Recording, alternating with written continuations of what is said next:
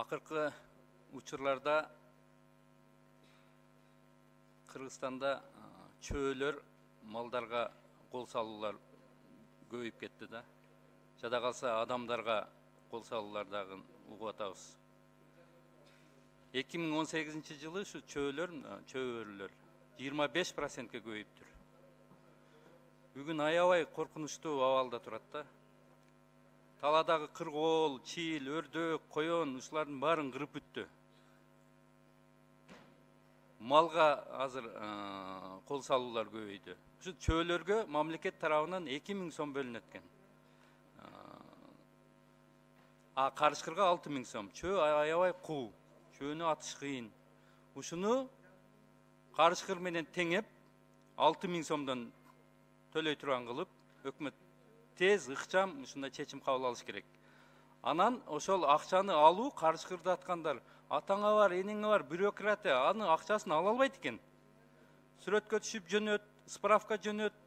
Анан ушундай аңчылардын бүгүнкү күндө кызыкчылыгы жок болуп кетти. Чөөлөр бүгүн элдин арасында эмес, мына жогору жакта жашагандар айтат, резиденциянын ичинде уулуп атат. Өкмөт башчысы ошол жерде угуп аткандыр, өкмөт башчысына айтыңыз. Биз эки буттуу чөөлөр менен күрөшөбүз деп, мына 4 аяктуу чөөлөрдү унутуп калдык окшойт.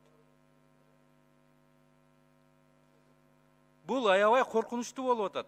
Адамдар коркуп, жүрөктөрү түшүп атат. Айылдарда уулуп, жанагы жаш бала ыйлагандай, баягы адам өлгөндө ыйлай тургандай болуп ушундай түнү менен уулуп атышат.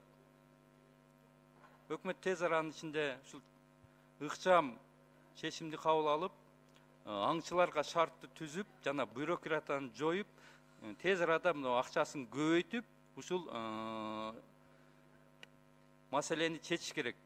Антпесе эртең мына малды, элдин малы азыр бүт короодо, жайыттарга чыкканда дагы кыра башташат. Былтыркы 2018-жылы 50 миллион сомго чейин чыгым болуптур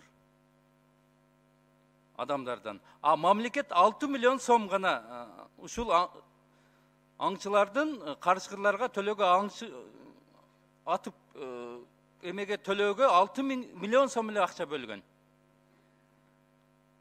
Мында кичине ойлонуп туруп иш кылыш керек.